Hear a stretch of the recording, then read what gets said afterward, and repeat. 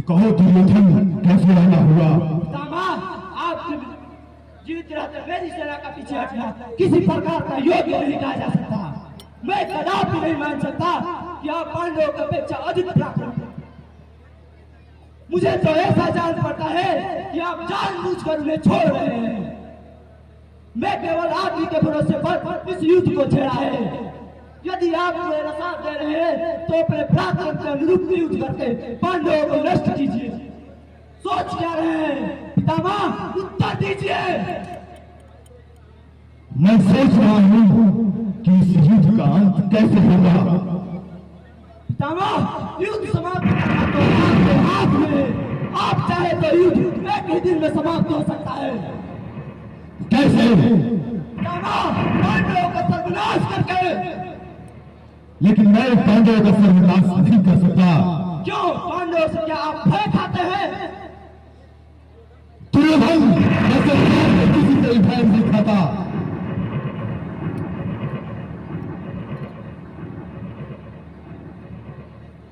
तुमने छल कपट और अन्याय से जुए में उसका सर्वस्व किया। उसके राज्य को तुमने लूट लिया और उसका राज्य भी उसे नहीं दिया। पितामह, मैं नीति कुछ नहीं जानता। आप सिर्फ मेरा एक कार्य कर दे, शेष सभी को मैं स्वयं देख लूंगा। कौन सा कार्य? अर्जुन बात पितामह, अर्जुन बात। ये असंभव है दुर्योधन, क्योंकि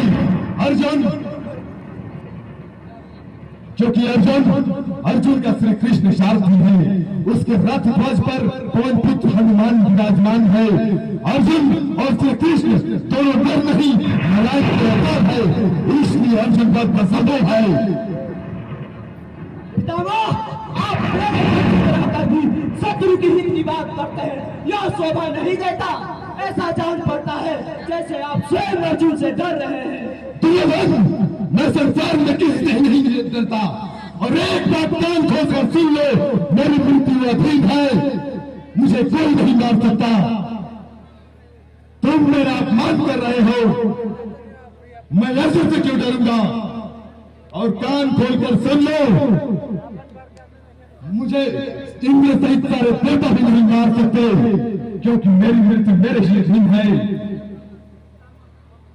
पितामह, आप कौरवों के सेनापति हैं, आपकी मृत्यु आपके अधीन है, इसीलिए मैं अर्जुन वध का कार्य आपको सौंप रहा हूँ। अर्जुन वध के बाद निश्चय ही जय हमारी होगी। दुर्योधन, तुम मेरे सारथी हो, तुम मेरी इच्छा मृत्यु वर का अनुचित फायदा उठाना चाहते हो। यह वर मेरे लिए अभिशाप सिद्ध हुआ है। ऐसा ना कहे पितामह, आप मेरे पूज्य पितामह है, कौरवों के सेनापति है। आप ही के बल में मैंने इस युद्ध को स्वीकार किया है। दुर्योधन, तुमसे अधिक सम्मान मेरा पांडव करते हैं, लेकिन काश मैं उनके लिए कुछ न कर सका। तुम्हारी इन धूर्तपूर्ण बातों में आकर मुझे उनसे ही युद्ध करना पड़ा। पितामह, रात्रि अधिक बीत चुकी है, आप मुझे क्या आश्वासन दे रहे हैं? दुर्योधन, मैं बूढ़ा हूं, मेरी आयु भी अब थोड़े ही दिन जाता है। मुझसे जो कुछ हो सकता है मैं कर रहा हूं। तुम मेरा पराक्रम देखना चाहते हो तो कल महाराज की युद्ध का आखिरी 10वां दिन है। कल पांडव की रक्षा सारे देवता भी नहीं कर सकते, और तुम जाओ विश्राम करो। जय श्री आज्ञा पितामह।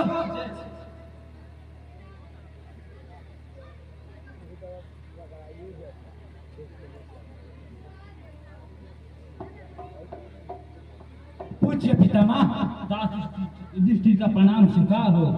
आयुष्मान पुत्र, कहो युधिष्ठिर कैसे आना हुआ? पितामह, ऐसा प्रसंग आ पड़ा है कि मुझे विवश होकर आपके साथ युद्ध करना पड़ रहा है। आप इस युद्ध के लिए क्षमा तथा जय का आशीर्वाद दीजिए। बेटे, तुम बड़े धर्मज्ञ हो, इस प्रकार तुमने मुझसे अनुमति मांगकर धर्म के अनुसार कार्य किया है। यदि तुम ऐसा ना करते तो मैं तुम्हें पराजय का श्राप दे देता। लेकिन मैं तुम पर बहुत प्रसन्न हूं। जाओ, धर्मानुसार युद्ध करो, जय तुम्हारी ही होगी। पितामह, आप जैसे प्रतापी बलवान योद्धा के सामने युद्ध में देवता भी आपका सामना नहीं कर सकते। आपकी मृत्यु आपके अधीन है, फिर पांडव कैसे विजय प्राप्त कर सकते हैं? आप ही बताएं, पांडवों की जीत कैसे होगी? अभाग्य और अन्यायी योद्धाओं के साथ भीष्म है, तो भाग्यशाली पांडवों के साथ श्री कृष्ण है। यदि कौरवों के साथ 1000 भीष्म भी हो तो वे पांडवों का कुछ नहीं कर सकते, क्योंकि उनके साथ स्वयं भगवान श्री कृष्ण है। पितामह, अपना क्षमा करें, क्या मैं एक और प्रश्न पूछ सकता हूँ? पूछो, क्या कहना चाहते हो?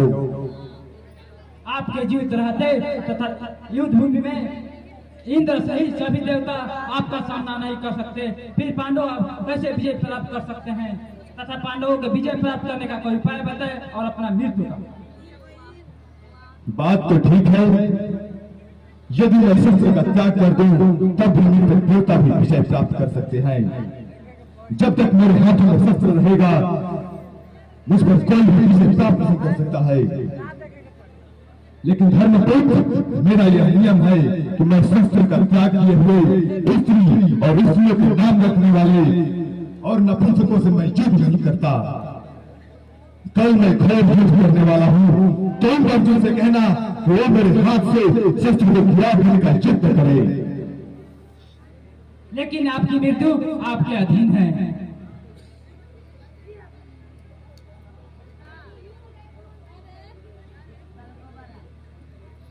मेरी मृत्यु द्रुपद शिखंडी के हाथों द्वारा होगी, क्योंकि वह पहले स्त्री रह चुका है।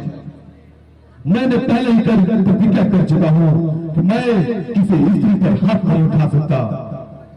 इसलिए तुम फिर अर्जुन से कहना कि वो मुझे शिखंडी की याद के लिए धनुष की वर्षा करे मेरे सीने पर। उस वक्त मैं उसका प्रतिशोध नहीं कर सकूंगा। मुझे श्री कृष्ण आज ही मार सकते हैं, वो भी शस्त्र का परित्याग करने पर। और तुम्हारी विजय प्राप्त करने का यही एक उपाय है। और तुम्हें कुछ पूछना है तो पूछ सकते हो। नहीं पितामह, आप मुझे आज्ञा दीजिए।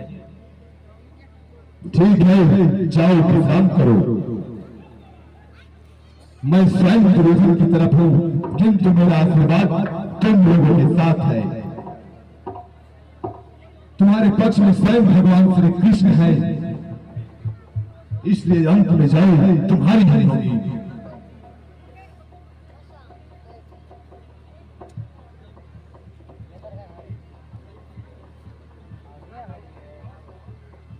यही पांडव है जिन्हें मैं अपने सीने से बचपन में लगाए रहता था।